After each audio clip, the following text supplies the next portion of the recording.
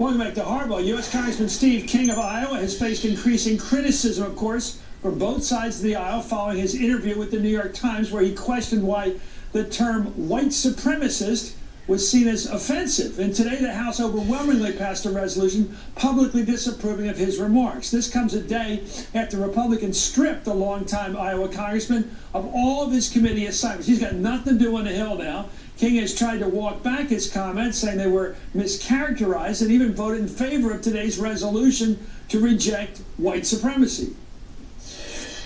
I've carefully studied every word in this resolution, and even though I'd add some more that are stronger language, I agree with the language in it. So I want to ask my colleagues on both sides of the aisle, let's vote for this resolution. I'm putting up a yes on the board here because what you state here is right, and it's true, and it's just.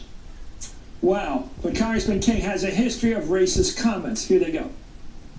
For everyone who's a valedictorian, there's another 100 out there that they weigh 130 pounds and they've got calves the size of cantaloupes because they're hauling 75 pounds of marijuana across the desert. We could also electrify this wire with the kind of current that wouldn't kill somebody, but it would simply be a discouragement for them to be fooling around with it. We do that with livestock all the time. This whole white people business does get a little tired, Charlie. I mean, I'd ask you to go back through history and figure out where are these contributions that have been made by these other categories of people that you're talking about.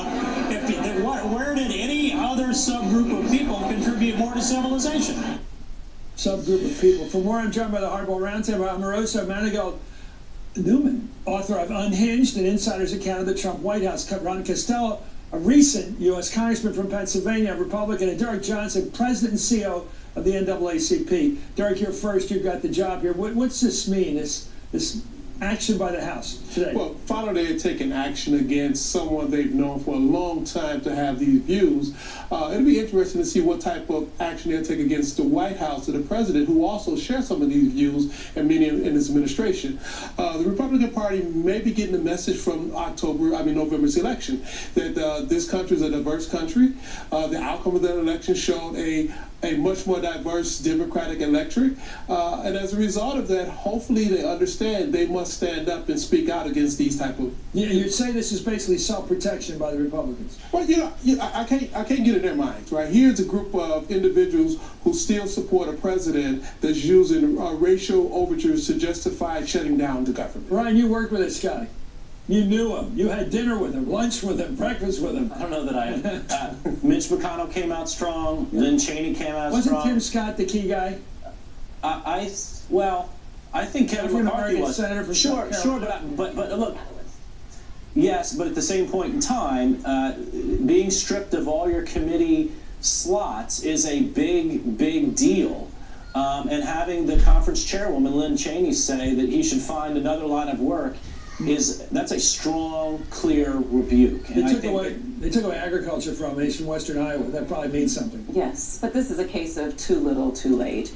I mean, he has a long documented Trump history. likes this guy. Yeah, I think he bragged about raising more money for King than anyone else. It's because he embraces this whole theology that King is pushing out.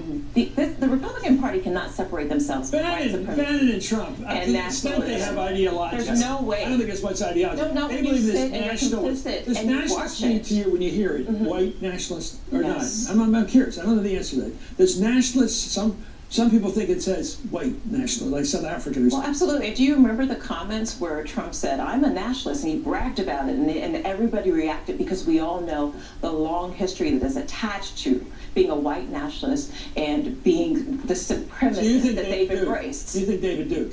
Oh, well, absolutely. Derrick, what do you make of that term, nationalist? It's a racist term. This is obvious. It's a racist term. It's just like someone from the South talking about states' rights. These are code words, buzzwords for white supremacy. And being a resident of Mississippi, I can hear it very clearly, like most African Americans in this country.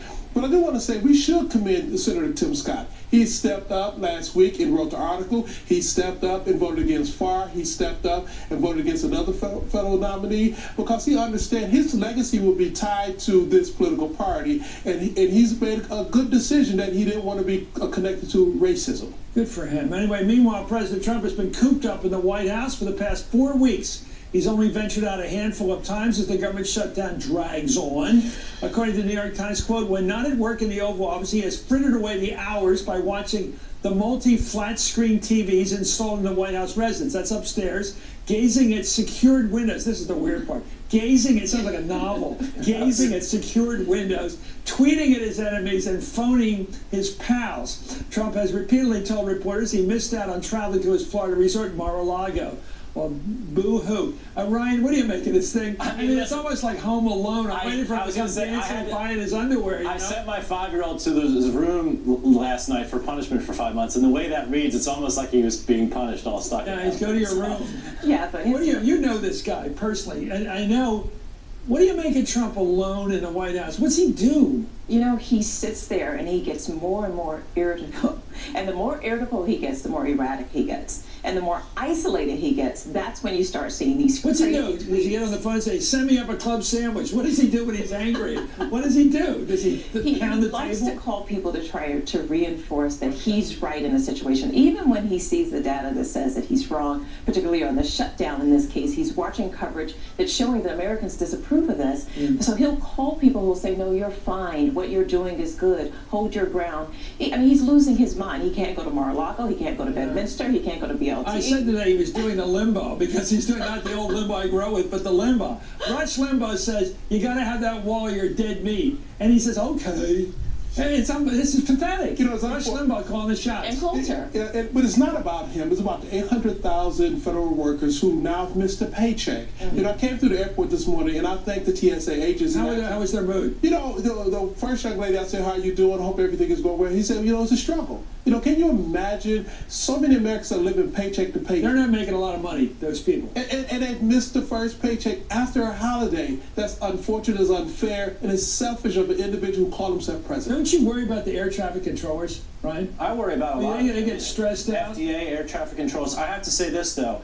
I think the invitation to House Democrats to go to the White House today and then not taking him up on that was a mistake for Democrats. I think that's that was the right. photo op. That was just... It may have been, but you have to play that out. And I mean, how many times do you go to the White House for the photo op, nothing happened, and he slams his hand, get on the desk, and walk out? It's a waste of time. Ryan, Voters are savvy. Voters are savvy. They would have saw. They want to see them talking. Anyway, thank you, Omarosa, Manigault, Newman.